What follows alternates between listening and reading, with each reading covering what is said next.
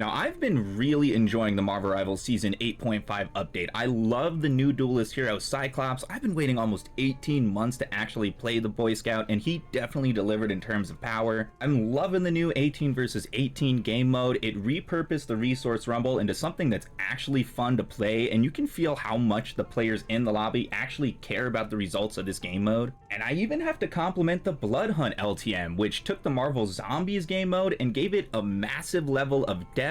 And I know some players that have been actively grinding that game mode ever since it came out. There's a lot to love about the current state of Marvel Rivals. But I gotta be honest, I'm starting to get a little sick of the Marvel Rivals community. At least the ones who do nothing but complain every single day about every single new thing that comes to this game. Whether it's a new hero being too OP, the new skin not having this or that feature from the comics, this or that balancing issue, something about the new map gang, and just on and on and on. It's gotten to the point where I'm actually tired of interacting with most of the creators in the Marvel Rivals space. Even watching their videos, and I cannot be the only one. Because according to the official player numbers, most people are not watching Marvel Rivals content anyway. Sony added a new feature to their PlayStation Store recently. When you download a game, you can see how many people have played it within that week, and Marvel Rivals had nearly 2.5 million weekly players on PlayStation 5 alone. If we extrapolate that to Xbox, Steam,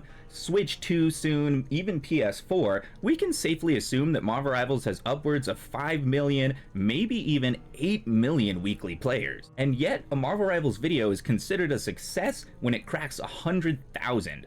Where are all the people in the Marvel Rivals community that want to watch content? You need to do something like Alex Lay, who is the voice actor of Daredevil. He got the voice actor of Cyclops, and they streamed together. They wore costumes, they did overlays, really great comedic editing, and that's almost at 200,000 views still. A shadow of the true Marvel Rivals player base. But this is really no fault of their own. If you're trying to be a positive force in the Marvel Rivals space, you are genuinely swimming upstream. The most visible voices have poisoned the well. Do people even understand that euphemism nowadays? Everyone is making the same boring videos, and those that make interesting stuff do it to diminishing returns, because you got entire channels that have built their legacy on crashing out. Literally a video a day that's purely ranting, just broadcasting the most inflammatory opinions that they can possibly muster. Now, what really spurred me to make this video was the recent nerfs to Devil Dinosaur, and it's not specifically that Devil Dinosaur got nerfed,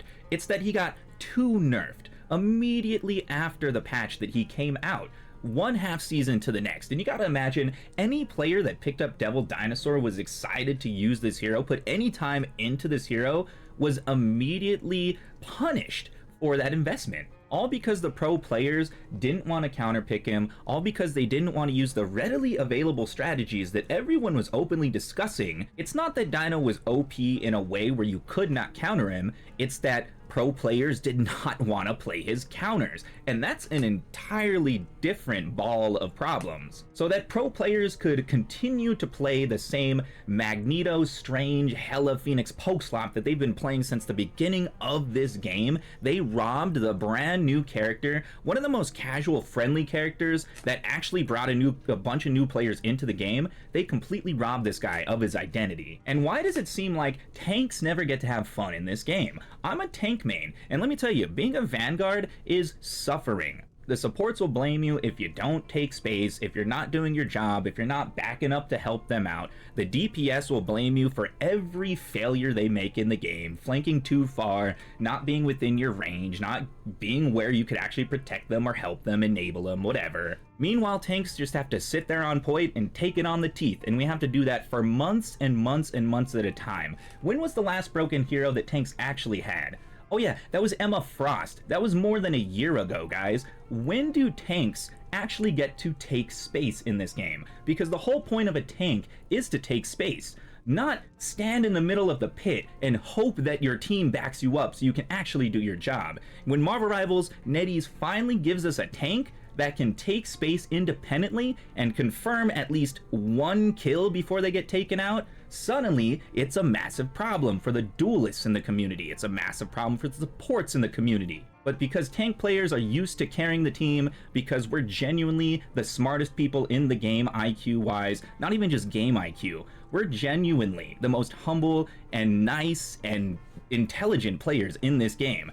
And that evidenced by the fact that I haven't done a crash out rant on Marvel Rivals until month 18 of this fucking thing. It really makes me question whether it's worth putting time into Cyclops, because I've been waiting for Cyclops for so freaking long, but the speed at which they nerfed not just Devil Dino, but Black Cat as well, makes me think that they're just gonna give us one OP month with Cyclops, who's not even OP anyway, by the way. He requires a lot of freaking skill, and he has nowhere near the level of escape that a Phoenix does, or an Iron Fist, and he cannot create team oppression like a Daredevil was.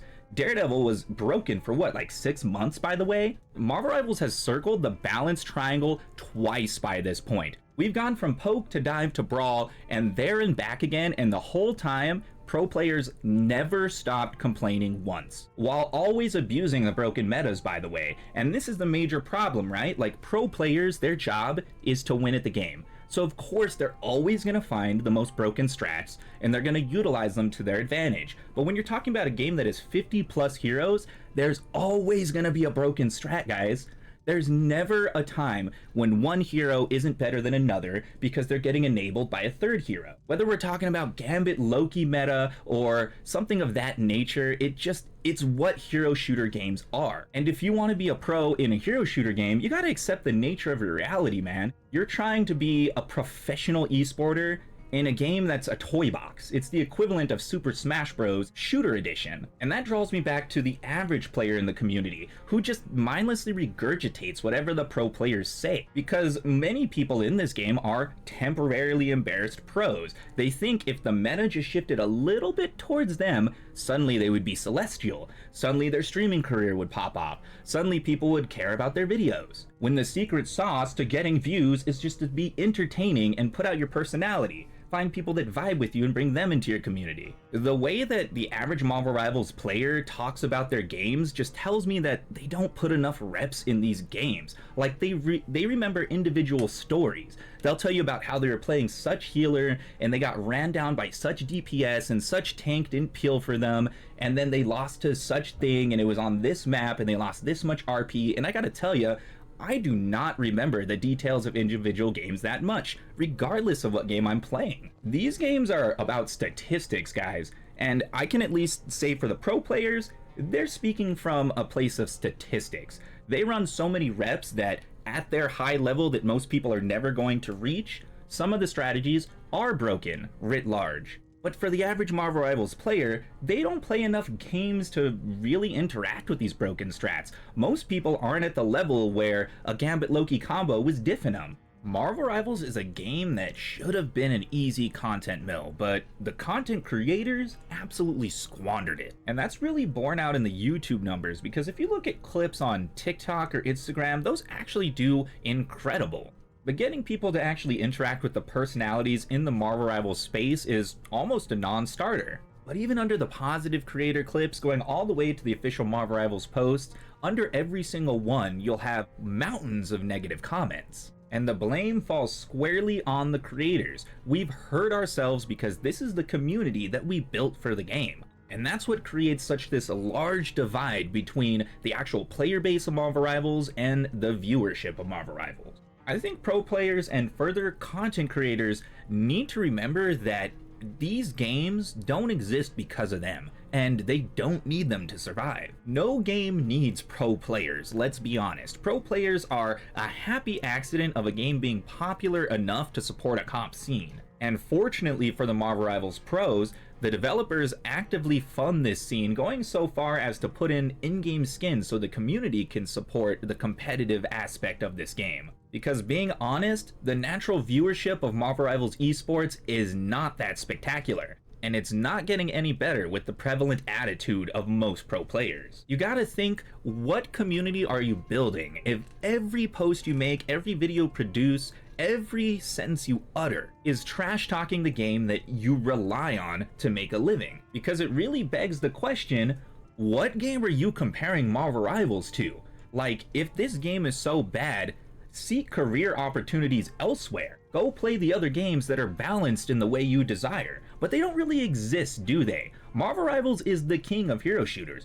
What are you asking for? Overwatch, the game that was dead for 5 years until they dropped the flying jetpack cat? Which, by the way, they said to maintain competitive integrity, they would never add a true flying hero, but here we are, 2026, flying heroes in Overwatch, your competitive game. Maybe they want something like League that's so esoteric, so needlessly complex that you need a college education to actually play it at an average level. A game that has completely died in the West because no one actually finds it fun. I knew people that used to play League of Legends. It was like they had a mental illness. I truly believe that the Marvel Rivals content community takes this game for granted. This is one of the best games out today. It constantly gives you new content that you could be making cool clips on, and instead, all you do is complain. And I'm gonna finish this video by comparing Marvel Rivals to Marathon, at least a specific Marathon content creator, Aztecross, or he was a Marathon content creator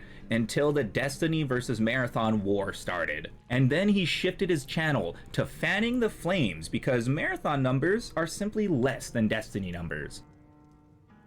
And Marathon, if I have to fucking bury you myself to send that message, I shall. I will do everything I can to destroy you, piss on your corpse, and light you on fire afterwards. And so now he wishes for the death of Marathon, which, let's be honest, if Marathon dies, so too does Bungie. And this is the same attitude I see in the Marvel Rivals space, that cutting off your nose to spite your face type thing. If Bungie dies, what the hell does this guy make his content on? And for you Marvel Rivals creators, if Marvel Rivals wasn't here, what would you be making your content on? Would anyone care about what you have to say, or do they only listen to you because you're a good player saying something inflammatory with a checkmark backing you up? It's very easy for content creators to forget that they are just a small fraction of a percent of the actual player base of a game. They don't really stand for the popular opinion, just the most visible one. That's why the concept of the silent majority exists, and the silent majority with Marvel Rivals is playing it and not watching your videos. Comment down below how you feel about all this. Be sure to like and subscribe. I'll be doing more crash out rants in the future because apparently they get views on YouTube, and as an UNC gamer, I actually have a lot to say about the state of modern gaming because I can actively compare it to the late 90s, early 2000s, the beginning of the true PvP era and esports. I can tell the story. I have the context.